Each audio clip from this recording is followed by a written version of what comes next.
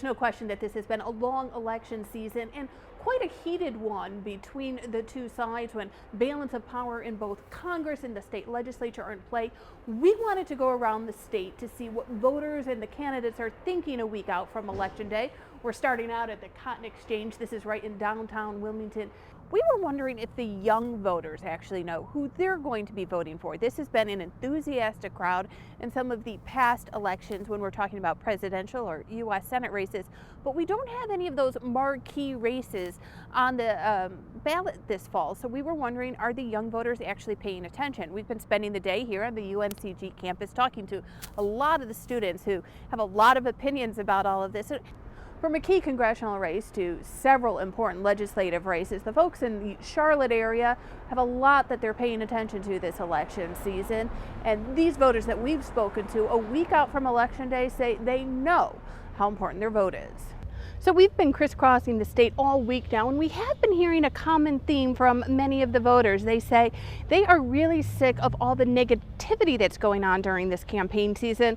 Now, this is certainly nothing new. We have seen this all before, but political observers say now this negative ad campaigning could have a reverse effect. Negative ads, as much as we despise them, do tend to push turnout, or if we reach the tipping point where there's a backlash against the negativity. But candidates say they are counting on voters to head to the polls before the end of the day Tuesday. The barnstorm before the ballot brought us to the Triangle today, where candidates say they keep hearing folks say they're ready for change. They're there wanting to talk to you, or they're completely sick of politics and don't want to talk to you. And it's up to me as a candidate to try to break through that and to make them see that, well, one, I'm a first-time candidate, and as well as many other people that are running for office this year. Well, the state House and Senate's power structure is up for grabs. Perhaps one of the more surprising close races this season is in North Carolina this year. So people aren't able to focus on how well the economy is doing and the policies that have become law that have helped the economy achieve what it's achieved. Both parties should come to the table. Healthcare is such a huge issue. It should never be a partisan issue. A lot of times when we talk about these balance of power questions, we look at the big cities, but it's the smaller communities now, like the one we're here in Johnston County, that could actually sway what the state legislature ends up looking like, or even perhaps what Congress ends up looking like after Election Day. In Clayton, Loretta Boniti, Spectrum News. One question voters will decide Election Day is this constitutional amendment proposal, which reads, a constitutional amendment to require voters to provide photo identification before voting in person. The ability of someone to walk up and show their picture and say, I am who I say I am, let me exercise my right to vote, is the fairest way that everybody gets to participate. But some say it is not a fair way because what they consider to be legitimate proof of identity would not pass muster under this law. On your birth certificate, do you have a picture? No. I don't have a picture on my Social Security card. But both of those artifacts are usable and very valid in terms of determining who you are. There is no enabling legislation attached to the proposal, which means lawmakers have not yet decided exactly what forms of photo identification would be accepted or how they would ensure everyone has those IDs. Questions some say could leave some voters disenfranchised. Already focused on African Americans who were found by the court to have been disadvantaged the last time in violation of the law, but older people who don't have, say for example, a driver's license, maybe in certain cases don't have birth certificates, the disabled who may not have a driver's license, young people who have student ID but maybe not a driver's license. Arguments that in-person voting fraud is rare don't sway those who support the idea of photo identification, who say it's better for the state to have a system in place. I think asking whether or not we have enough cases of voter fraud or voter fraud is widespread is the wrong way to approach the question. I don't think we want to get to a point where we have to implement voter ID as a constitutional amendment or a law after we have voter fraud is such a large problem that the electoral process has been undermined. Loretta Boniti, Spectrum News. The rules for today's debate are that I will ask a series of questions, rotating who answers first.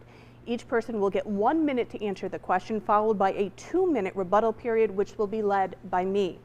The constitutional amendment proposal we will be debating this evening is to make the maximum income tax rate 7%. The amendment, as it is presented to voters, reads as follows. A constitutional amendment to reduce the income tax rate in North Carolina to a maximum allowable rate of 7%. We'll now begin the debate. Senator Bishop, the first question will go to you. Our current personal income tax rate is set to drop to 5.25% in January, far below that current cap of 10%. If we already are dropping the rate, why do we need to put this cap into the Constitution? Thank you, Loretta. I'm pleased to be with you in this debate. It really, to impose a tax cap of 7% is a recognition that state government doesn't have an unlimited take from people's incomes. And that there is a limit to the proper amount of income that should be subject to being taken away for the purpose of using by the state government. It's pretty much that simple.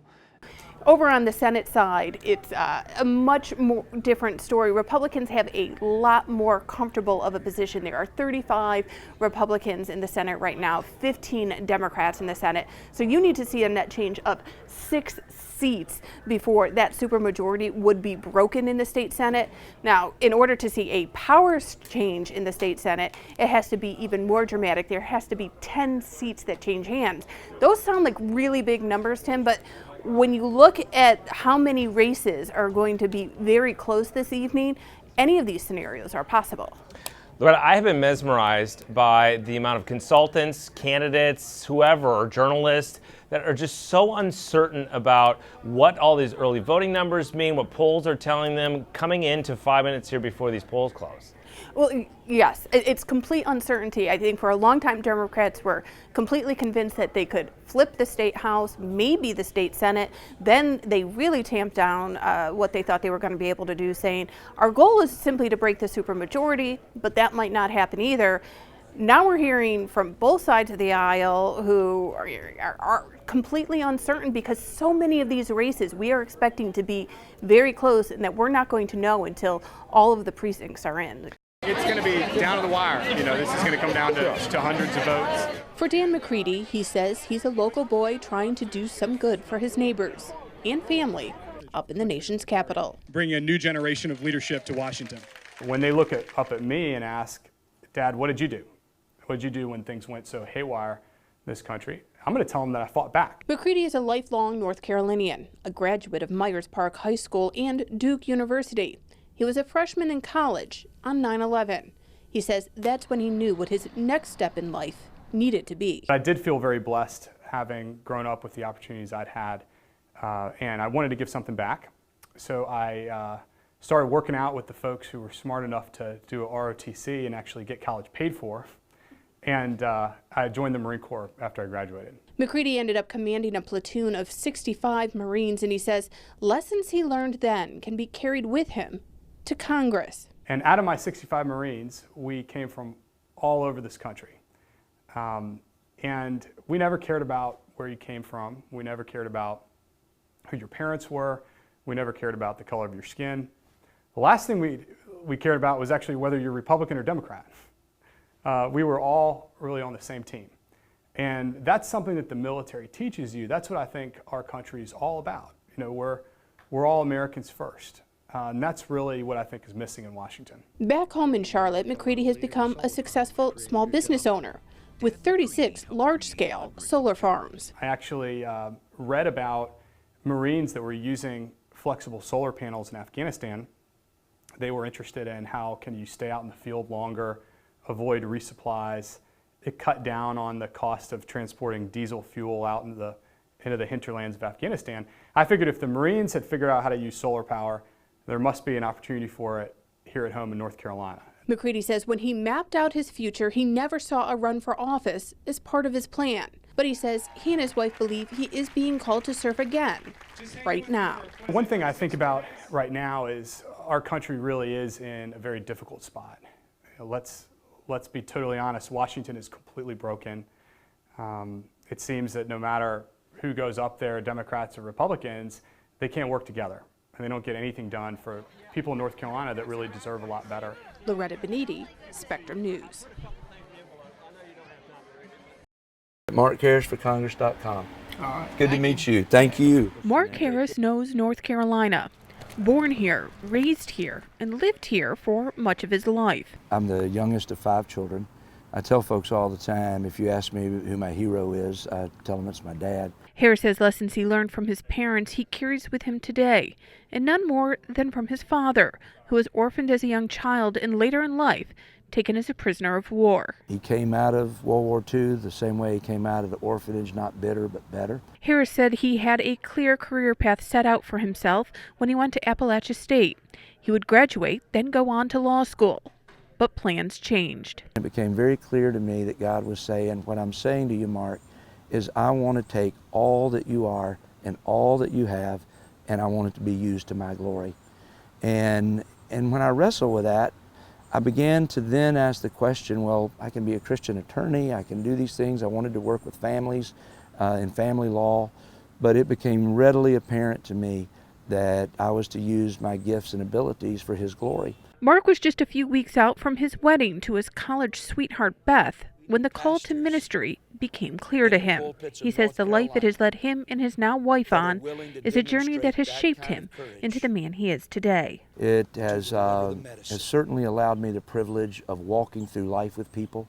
It's allowed me to work with people from all socioeconomic backgrounds, all educational backgrounds, all races, all perspectives, even all worldviews. And, you know, to be able to work with people from great diversity and to know that they can come together and unite and do something for a cause bigger than themselves, that's just an incredible, incredible blessing. In this congressional bid, Harris says he believes he is ready to head to Washington and offer the leadership the 9th District needs. A good member of Congress has to know the heartbeat of the people of the district as much as they can. Now, there's no question we've got a diverse district. Charlotte, Mecklenburg County is diverse in and of itself. Union County has great diversity when you look at one end to the other of it. All of the counties have a certain diversity. But I think you've got to know the people and you've got to know their challenges. Loretta Boniti, Spectrum News.